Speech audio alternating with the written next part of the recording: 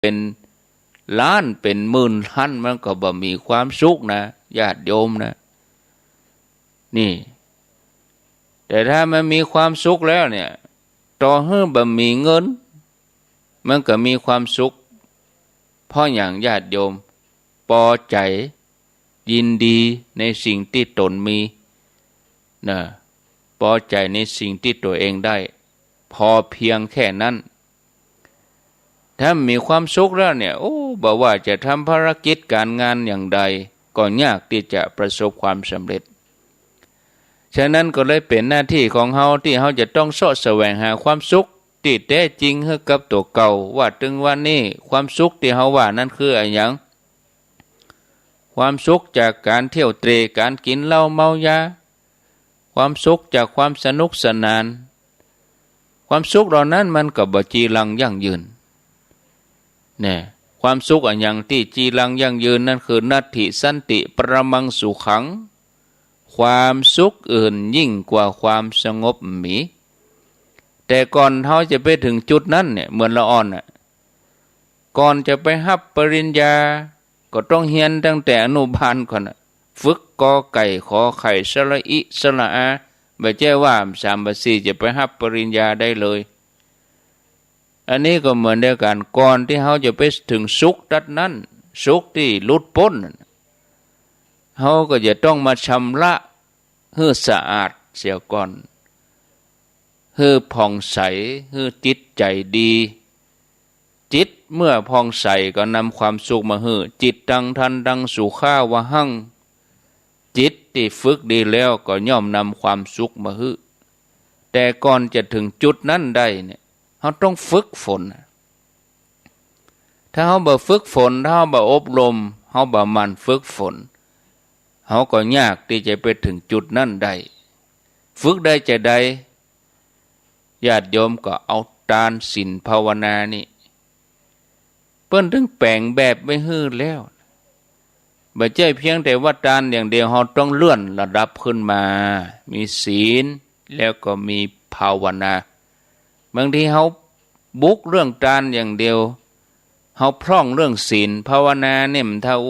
นั่ง5 นาทีนี่ลู่ก็จะมึนตาบางครั้งบางทีนี่อินดูเนี่ยเฮาอยู่กัน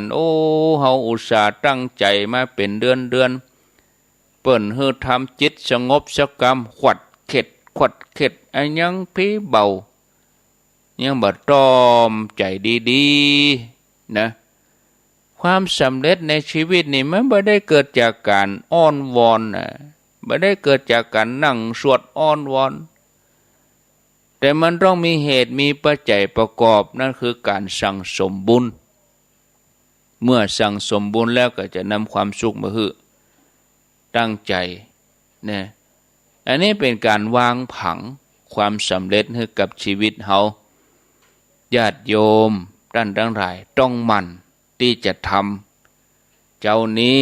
เฮาไหว้พระสวดมนต์กี่ครั้งเฮาภาวนากี่นาทีกี่ชั่วโมงนะภาวนาคือพอตัวเองนะบ่ได้คิดจินตนาการไปเลยเถิดคือมองดูจิตตัวเองว่าเจ้านี้จิตเฮาไปที่ไหนพ่อแล้วก็ดึงกลับมามันแวบไปที่ไหนคือมาอยู่กับตัวเก่านี่เพราะวันนี้เฮาต้องลุยงานต่อแต่ว่าเฮาไปงานต่างๆเฮาเอาจิตแวบหันแวบนี่แต่บ่ได้แม่นเป็นเวลาของเฮาเวลาที่เฮาจะอยู่กับตัวเก่าเพราะต่อไปเหมือนไปเมื่อความชราเข้ามาสู่โรคภัยไข้เจ็บเข้ามาสู่เฮาไปไหนบ่ได้เฮาต้องอยู่กับตัวเองเฮาต้องฝึกอยู่กับตัวเองอย่างนี้การที่เฮาจะอธิษฐานให้ถูกวิธี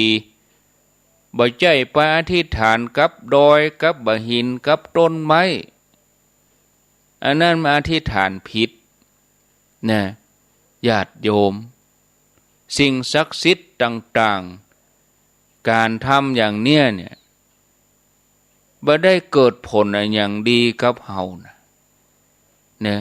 มีแต่จะทำให้เฮาเป็นคนเลื่อนลอยเพ้อฝันหวังแต่สิ่งภายนอกเท่านั้น แต่ถ้าเฮาได้หวนระลึกนึกถึงตัวเก่าว่าแต่ว่านี่เฮาก็ไปทำบุญเฮาไปทานกฐินที่หั่นที่นี่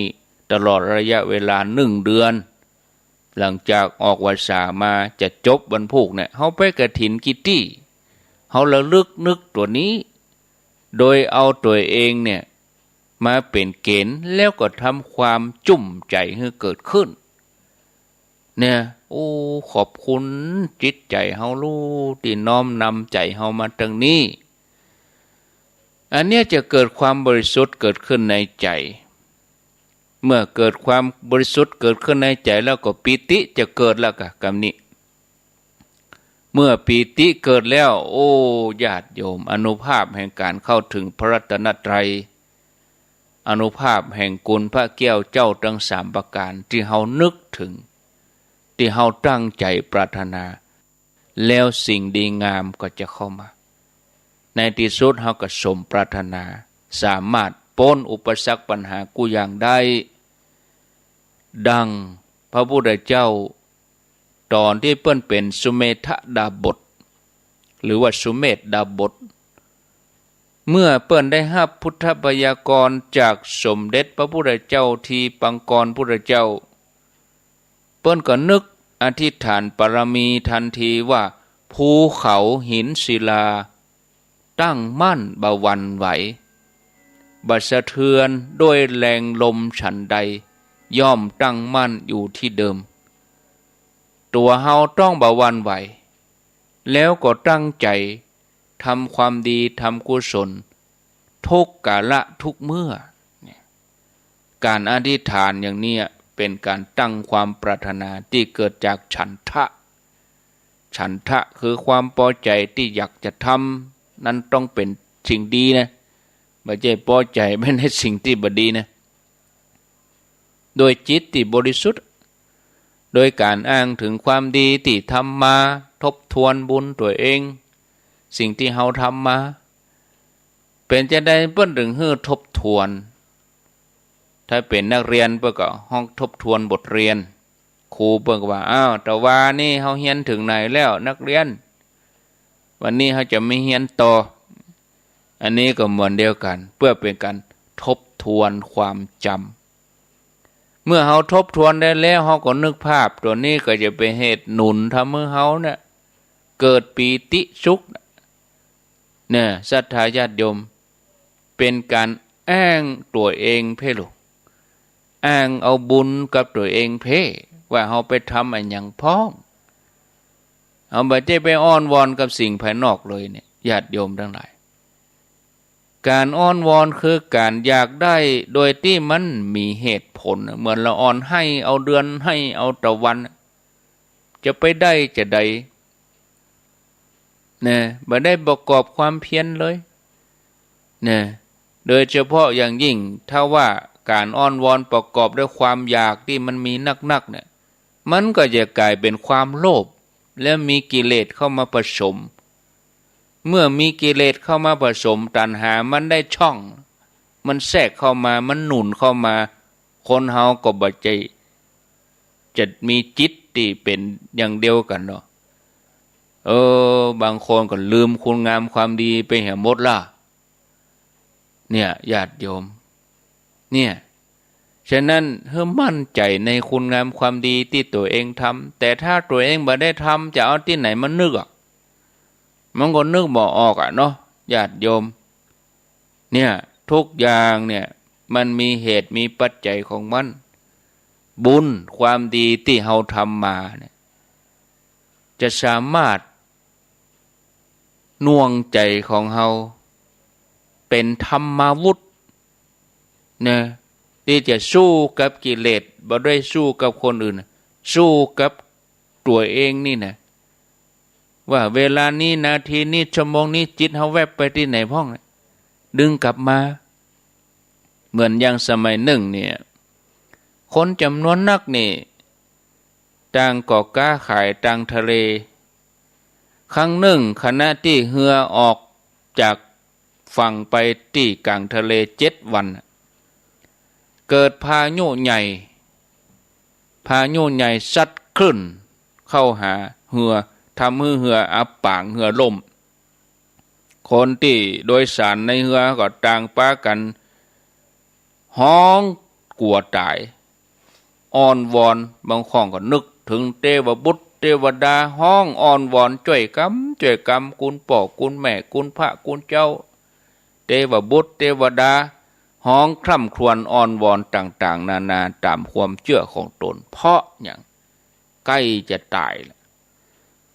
เนี่ยญาติโยมคนเฮาก็เหมือนเดียวกันเนี่ยอุปมาเหมือนเหือล่มกลางทะเลมันเคว้งคว้างถ้าบ่มีอย่างยึดอย่างเกาะถ้าบ่มีอะไรอย่างเป็นสรณะมันจะง่อมมันจะเคว้งคว้างที่สุดมาก็จะอ้อนวอนอย่างนี้ขณะนั้นก็มีบุรุษคนหนึ่งกึดได้ว่าโอ้เฮามาประสบเหตุร้ายอย่างนี้บ่มีสิ่งใดที่จะช่วยเฮาได้แน่นอนนอกจากความดีที่เฮาทำมาก็นึกถึงความดีของตัวเก่านึกถึงสรณะอันที่เปิ่งนั่นคือศีลของตัวเองก็บ่หวาดกลัวต่อมรณะภัยที่จะเกิดขึ้นในต่างหน้าหูว่าความดีที่ทำมามั่นใจเฮามั่นใจละเฮาทำความดีมาเฮามีติเปิ่งมีสรณะ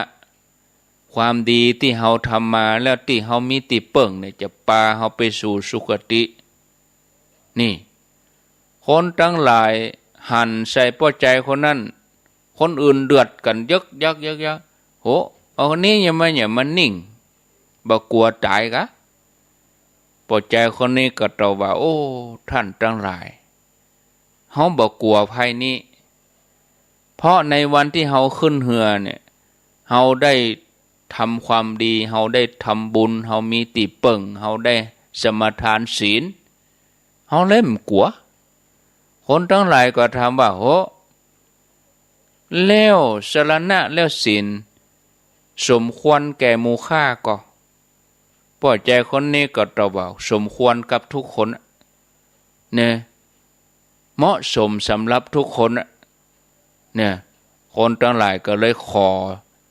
อติเปิ่งขอสรณะศีลกับป้อใจคนนี้เนี่ยก็บ่ใช่เป็นตุเจ้าหรอกเอาสัจจะเอาหมู่เดียวกันนี่เนี่ยเนื่องจากคนบนเรือมีจำนวนนักบุรุษคนนี้ก็เลยแบ่งคนเป็นกลุ่มเนี่ยกลุ่มละ100 คนรวมอยู่7 กลุ่มก็เป็น700จากนั้นก็ฮักสมทานศีล5คนกลุ่มแรกก็ยืนหับเนี่ยขณะที่น้ำท่วมไปถึงข้อเท้ากลุ่มที่2ก็อยู่ในน้ำท่วมไปถึงหัวเข่ากลุ่มที่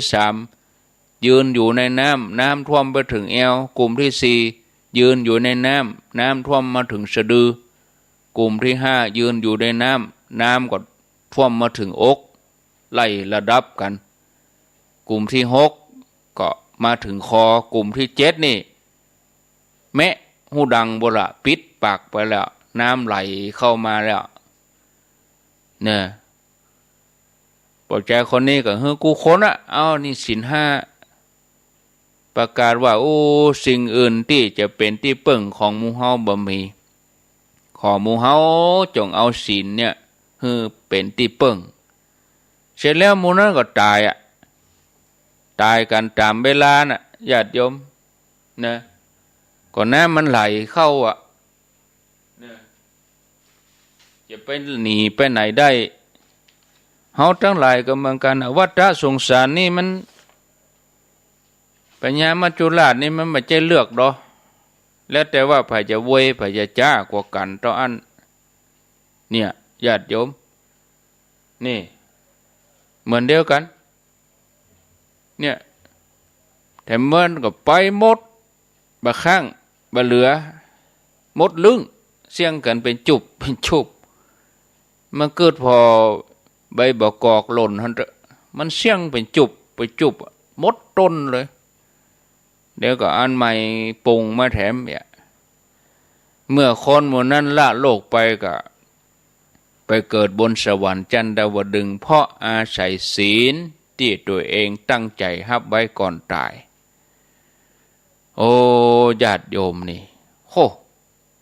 เนี่ยบ่ได้เกิดจากการอ้อนวอนอันอย่างอันใดเลยในทางพุทธศาสนานี่เปิ้นบ่ได้สอนให้ไปอ้อนวอนนะ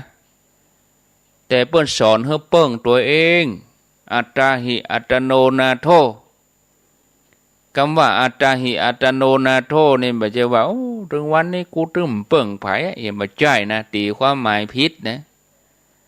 คำว่าอัตตาหิอัตโนนาโถจะใช้ได้ก็ต่อเมื่อปุ้นตัวเองจะดับจิตปุ้นตอนหายใจอังหับตอนจะถอดออกซิเจนบนเนี่ยอันเนี้ยอัตตาหิอัตโนนาโถ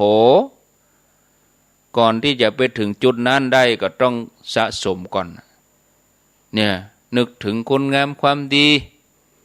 ที่เราทำไว้บนโลกเนี้ยทำไว้ดีแล้วตั้งจิตอธิษฐานตั้งมั่นในความดีมีบุญกุศลเป็นต้นเป็นทุนพระองค์ตรัสสอนให้เฮาทั้งหลายในฐานะที่เป็นพุทธบริษัทระลึกนึกถึงว่าผู้มีศรัทธาพึงอ้อนวอนโดยชอบอย่างนี้ว่าขอเฮาจงเป็นดังสารีบุตรและโมคคัลลานะเพราะท่านเหมือนแบบเหมือนแม่แบบเนี่ยถ้าเป็นแม่หญิง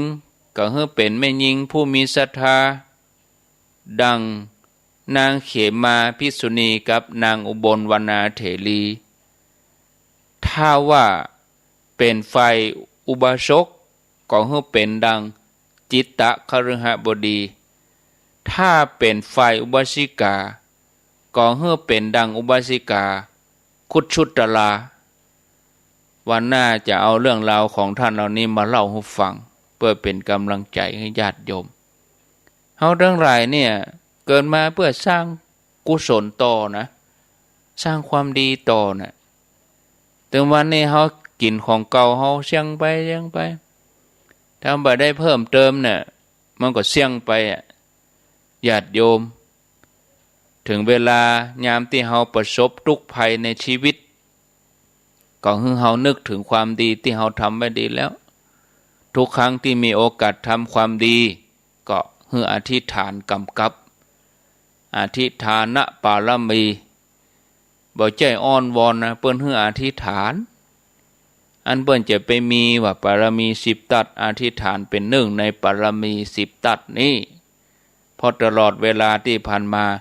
เฮาได้ทำความดีสร้างสรรค์ความดีงามไว้มากมายในโลกนี้เฮาก็ควรจะระลึกนึกถึงความดีบุญกุศลที่เฮาทำมันก็จะเกิดขึ้นกับเฮาตลอดเวลาเฮาเกิดบ่ได้เฮาม่วนใจมาน่ะบุญมันก็เกิดทุกขณะจิตแล้วนะญาติโยมท่านทั้งหลายโอ้ไปก็ม่วนแล้วก็พอเวลาแล้วก็จะหมดแล้ววะนานเตอะอีเนาะเวลาก็เวยจะได้นี่ก็ว่าจะ2 เรื่อง3 เรื่องบ่เป็นอย่างนั้นก็เอาไว้เตออีกก่อนเนาะญาติโยมพอดีก็มีรายชื่อมานี่จะอ่านเสียน้อยนะก็มาอ่านเพื่อก็จะน้อยใจปะกันตวาที่พุทธสีคีรีหน้านี้เป็นหน้ากฐินนะญาติโยมอนุโมทนาบุญกับญาติโยมเขาด้วยทั่วทุกสารทิศบอกว่าวัดใดบอกว่าศรัทธาที่ไหนต่างบ้านต่างเมืองมีข้อสังเกตอยู่อย่างหนึ่งนะเจริญพร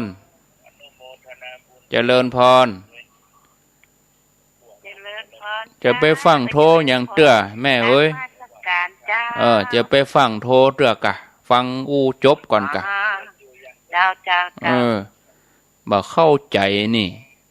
จะโทอย่างเดียวขอโทษนะโยมต้องตำหนิไปเลยก็มาอ่านนี่บ่เข้าใจกันน่ะไม่ใช่เฉพาะรายการอาตมานะตนอื่นด้วยนะจะไปเอาก็โทอย่างเดียวกะฟังเปิ้นก่อนกะ บางท่านว่าท่านพระครูก็ไปเดือดเนาะคนเฒ่าอย่างล่ำเหลือมันก็ไข้แก่ล่ำไปตัวนั้นเปิ้นโอ้ย่ำโจโทรมาละโยมก็มาอันเมื่อใดเฮาจะมีกติกาเฮาจะมีระบบระเบียบกันอันก็ศูนย์อันกันนั่นกะแม่นั่นยังโทรได้อุ้ยนั่นยังโทรได้หะมะอุทีคนนั้นยังโทรได้หะมะเนี่ยฟังโทรเด้อถ้าบอกเบอร์โทรมาใดก็โทรมาอันจะอู้ตัดใดบ่ได้นี่ ลุไปละลุอู้ถึงเรื่องกฐินใกล้จะหมดกฐินแล้วก็เป็นข้อสังเกตอาตมาบ่ได้ว่าเฮือไผนะแต่เพียงเป็นข้อสังเกตโดยเฉพาะวัดวาศรัทธาบางทีนี่มองข้ามจุดนี้เป็นวัดทั่วเมืองไทยมีหลายหมื่นวัดเนาะจะเป็นแสนวัดพวกแล้วก็พระเนนนี่ก็200,000 กว่ารูปสถิติพระเนนก็ลดลงแต่ละวัดเอาง่ายเฉพาะภาคเหนือเฮาหรือบางอันก็เอาทั่วประเทศนี่เฮาก็รวมก็เป็นหมื่นวัดนะแล้วรวมสำนักสงฆ์แถมก็เป็น20,000 วัด 20,000 ปะกะทีนี้แต่ละวัดแต่ละสำนักสงฆ์นี่ก็บ่เท่ากันบางวัดก็อยู่ในเมืองบางวัดก็อยู่รอบนอกอาตมานี่ไปหาอินดูวัดบางวัดที่เปิ้นอยู่ไกลชายแดนกฐินนี่แทบจะบ่ได้รับเลยจะออกจากวัดมาออกจากสำนักสงฆ์มาขี่มอเตอร์ไซค์บางวัดก็ต้องเดินลำบากมากแต่ว่าเป็นข้อสังเกตบ่ได้นะถ้าว่าญาติโยมจะเกียรติอาตมาก็บ่ว่าหยังบางทีตอดกฐินแล้วบ่ควรจะเอาจำนวนเงินน่ะมาลง Facebook มาลงไลน์อวดกันมันบ่ถูกอย่างมันบ่ถูกท่านพระครูคนที่มันจ้องทำลายพุทธศาสนาก็มีอาตมาจะตรงบ่ตรงบ่ฮู้นะแต่ญาติโยมไปคิดเองนะวัดวานี่ได้รับเงินในวัดนี้10 ล้านวัดนั้น50 ล้านวัดนั้นกฐิน100 ล้านเนี่ยแล้วเฮามาคิดแถมวัดที่เปิ้นบ่ได้น่ะอินดูเปิ้นกะเปิ้นจะกึดจะได้วัดเหมือนกันทั่วเมืองไทยเป็นจะได้เฮาถึงเฮาอยู่บุกเบิกโดยเฮาเป็นที่จริงบ่ก็บ่กึดเนี่ยนะแต่จะมากึดเผื่อไว้น่ะอินดูพระน้อยอินดูตุพระสงฆ์ที่เปิ้นอยู่ทำงานเปิ้นว่าเรื่องอีอยู่ไปทำไมอินดูเปิ้นเนาะเปิ้นจะน้อยใจบางวัดเนี่ยเป็นวัดศรัทธาบ่เคยมีวัดน้อยกฐินก็บ่มีพระป่าก็บ่มีกะน้ำกับไฟก็กุ้มใจไปเป็นเดือนจะเข้าตำราที่พระเจ้าประเสนที่โกศลฝันนะหม้อองค์หลวงองค์ใหญ่อยู่ตั้งกลางหม้อน้อยๆแหวดท่านคนทั้งหลายก็ป้ากันตักน้ำใส่องค์หลวงล้นแล้วล้นแถมหม้อน้อยๆแหวดท่านแห้งตักหยากไผบ่ใส่ใจดูแลเนี่ยเหมือนศาสนาเฮาเนี่ยบัดถ้ามามาอวดกันเด้อ อินดูพระน้อยอินดูวัดน้อยเขาแล้วแถมอย่างหนึ่งที่ว่าคนจ้องทำลายพุทธศาสนาก็มีเพราะบางทีเขาหันตัวเลขแล้วบัดเดี๋ยวนี้วัดบัดเดี๋ยวนี้มีเงินแล้วนี่เขาบ่ได้คิดถึงวัดชนบทนะถ้าเขาหันตัวเงินธงชาติและเพลงชาติไทย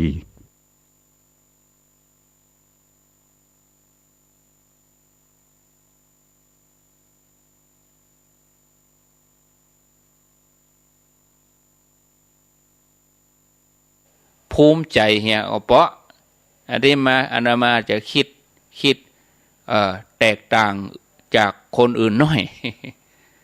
ถามว่าดีใจก็โอ้ดีใจกะอนุโมทนาตัวแต่ว่าบางอย่างดูความเหมาะสมตัวสเตือโยมก็ใครอวดเนี่ยบางทีเขามีแหมมุมหนึ่งเขาต้องคิดแถมมุมหนึ่งนะโยมนะคนที่อยู่ฝ่ายตรงข้ามเขาก็มีบางทีเขามัวชื่นชมในเจ้าพุทธมัวด้วยกันจะไปพอจุดบอดนี่มันพอละมันจะไปพอมันได้แต่อนุโมทนายินดีช่วยกันแชร์ออกไปอย่าก็ดีใจก็ดีใจอนุโมทนาดีแต่กะได้กินทานทำบุญแต่ดีแต่เฮาหักมุมคิดแถมมุมหนึ่งหรออย่าน่ากลัวเหมือนกันนะเนาะญาติโยมเนาะ หมู่ฮ้อเนอะไปจะหันตัวอย่างความคิดตมานี่ก็ว่าจะได้กะก็หรือบางหันตัวอาจจะแย้งในใจก็สามารถที่จะแสดงความหันได้นะตมาว่าอย่างรับได้เนาะโอ้จะอ่านชื่อก็ไม่ได้อ่านแล้วนี่ใครจะสนทนาแลกเปลี่ยนก็ขอเจริญพรเนอะญาติโยมเนอะสนทนาแลกเปลี่ยนจะสนทนาประเด็นนี้ก็ได้นะบางทีบ่มีเรื่องอย่างจะสนทนาเรื่องนี้ก็ได้ไม่มีปัญหานะอนุโมทนาเดี๋ยวแปลงโทรศัพท์ก่อนเนอะเนาะ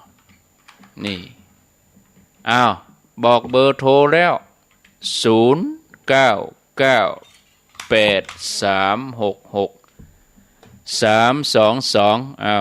เจริญพรแต่ว่าเจ้าทางก็ครูฟังอยู่เนอสีมันมังคลานอำเภอฝางฟังแล้วเป็นจะได้ถูกต้องเรื่องอย่างชาวบ้านเนี่ยเนาะคนเลยก็อวดเลยคนตู้พวกก็โอ้บ่มีกินบ่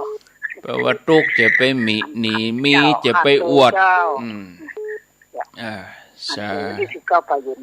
ศาสนาอื่นเขาหันใส่แล้วมันใส่แล้วก็นะ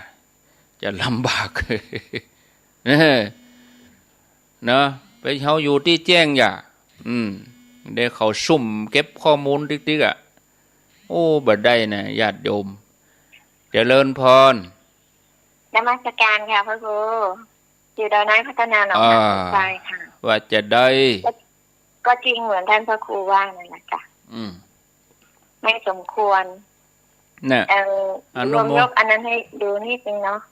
เหมือนคนที่ได้บัตรสวัสดิการของรัฐเขารวยแต่เขาลงว่าก็เอาอยู่คนที่ได้เงินเป็นเศษเงินเนี่ยแต่กันก็เหมือนแม่นนะไม่อยากให้เขาลงแบบนี้ก็โมทนาบุญไปกับเขาด้วยสาธุยกมือเหี่ยอีกกระเปาะนะค่ะท่านพระครูดูแลสุขภาพด้วยนะคะสาธุเนอโมทนาค่ะนมัสการค่ะเจริญพรเจ้ากราบพระเจ้าท่านพระครูเจ้าว่าไปเลยแม่น้อยเจ้าย่าตรงนั้นกฐินวัดสั่งมันมีแต่นั่นเราได้ยินว่านิทานว่าตาตู้คอหนูคุยทั้งวันทีนึงก่อคุณยิ่งกี่ล้านรางวัลมันมีกี่มันใบหวยใบมันมีกี่ล้านใบมันจะได้ถ้าหานิทานว่าขอบุญกุศลกำจูอนิทานแล้วนี่ก็ได้อยู่เหมือนกันก็จะอ่านในเจ้าอนิทานมันถูกแล้วเจ้าถ้าอ่านถูกมันก็ไปว่ามันเจ๋เข้าไปยังไงเนาะเจ้าไว้ตาเจ้า0998366322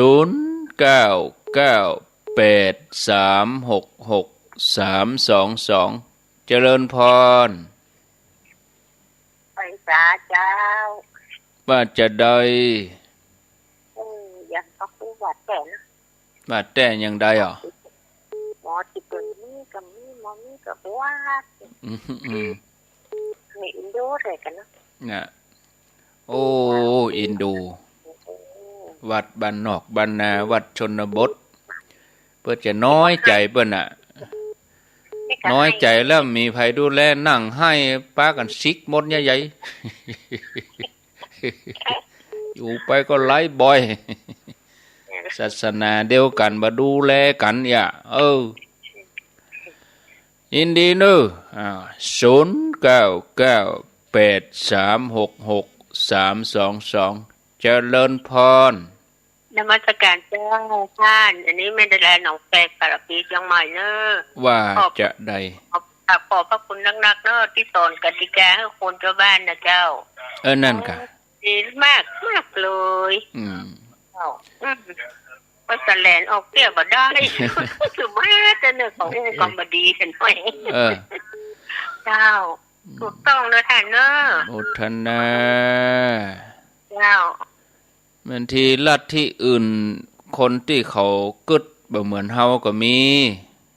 พระพุทธเจ้ายังเจอมาแล้วนะลัทธิอื่นหมู่เดรัจฉีมันไส้ว่ายุคประเดี๋ยวนี้มันเนี่ยนะญาติโยมที่เขาต้องคิดเห็นหน่อยเจริญพรเจ้ากราบไหว้สาเจ้าว่าจะได้โอ้ยดำๆจอไปกันไปไม่เฮาสอนโอ้จะได้ปะแม่จิรพันธ์เขาเล่ารู้นี่เนาะวันนั้นเจ้าก็ไปที่อันม่อนฤาษีแล้วก็ไปที่วัดกันเหล่ามณฑากะปะกันอยู่เนาะเจ้าปะเจ้าปะพบเขาดีแล้วห้วยนำดันไปนอนก่อนแม่พัทราไปก่อนมานอนกับไปปิกนะเจ้าแล้ววันไปปะกันที่ไหนเจ้าปุ้นกับวัดจอมแจ้งแม่เสลียงปุ้นเด้อบักเกินบักเกิน8 โมงเจ้าออกจากบ้าน4 โมงเมื่อเช้าเนาะแม่นเจ้าสาธุเนาะเจ้ากราบไหว้สาเจ้าอันบางท่านฟังตั้งป่ายเพิ่นจะไปไหนกันที่ไหนนี่อาตมาจะอู้รายละเอียดหลังนี่เป่งกันเนาะวันที่9จะอู้รายละเอียดให้ฟังแถมกรรมเนี่ยจะเลินพรใช่จะเจ้าท่านฮะโอ้มันมาเดียวนี่สมัยมาเดียวเนี่ยยังก็ลงลายหมดอยู่ที่ไหนก็ฮะแม่แก้ววงคำอย่าบ้านบวกก่อ5บวกก่อ5นี่เหรอจากบ้านแม่ยังมีเลยน่ะอินดูเนี่ยตัวเจ้าเปิ้นก็อยู่ได้ฮู้กี่ภาษาเนี่ยอินดูเปิ้นเนี่ยเนาะมันมีข้าป้ามีกระถินก็น้อยใจเลยนั่นน่ะเจ้าอันนี้อย่างแต่ก็ได้แต่อารมณ์เฟซของลายเจ้ากำลังใจเนอะสาธุกำลังใจวัดน้อยวัดนี่โตยที่พักสงฆ์อารามเปิ้นโตยนะคือกำลังใจจะได้นั้นถ้าสมมติว่าพระสงฆ์เปิ้นอยู่กับเฮาถึงวาษาหนึ่งเนี่ย3 เดือนเนี่ยศรัทธาในบ้านท่านก็คนใดคนหนึ่งตั้ง9ก็ได้หรอตอดเถียววันพูกวันหยี่เป่งฮะนะตอดมาเจ้าหันเลยวันไปวัดฮะนะบัดเจ็ดสำคัญเรื่องเงินเรื่องทองบ่เอาแล้วเอาผ้าใจให้เปิ้นไปคล้องเหตุใจคือกำลังใจเปิ้นจะได้อยู่กับเฮาเฝ้าวัดให้เฮาดูกฐินบะหมี่เฮาก็ศรัทธาบ้านเฮาฮักเหลือให้วันเดียววันพูกเอามาเจ้าหันเลยทำไปเลยญาติโยมนะ0998366322บางทีเอาเงินเป็นใหญ่ก็ทำให้ตุกตอดกฐินถามหาการยอดจะเลินพรจากที่ไหนเกาะคาฟังชัดดีก่อ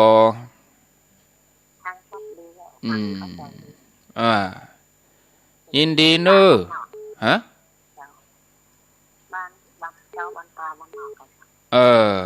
น่ะยินดี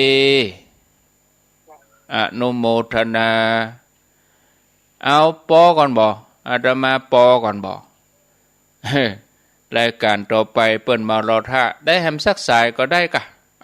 กำลังตี5:58 0998366322โยมหันตัวที่ตมาอู้ก็ว่าคัดแย้งโอ้ท่านพระครูอู้บ่ถูกเปิ้นใครเอาลงก็ปล่อยเปิ้นลงไปก็ไปเกี่ยวอย่างกับท่านพระครู เขาถามใจอาตมาอู้ให้ข้อคิดบ่ได้ถ้าคิดได้ก็เขาก็ช่วยกันคิดต่อเป็นห่วงกะเนาะเจริญพรอันขอบคุณเจ้าจากจังใดแม่คือท่านพระครูว่าแก่เนาะแม่อยู่ไหน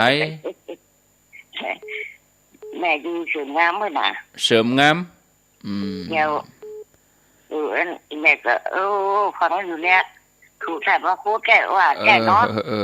ยินดีเนอะยายสาธุเจ้าสาธุลากันเนาะอินดูคนเฒ่าจำเป็นต้องตัดสัญญาณเนอะเวลาหมดไปแล้วค่อยปะกันทำไมโอกาสหน้าอายุวันโนสุขังปะลัง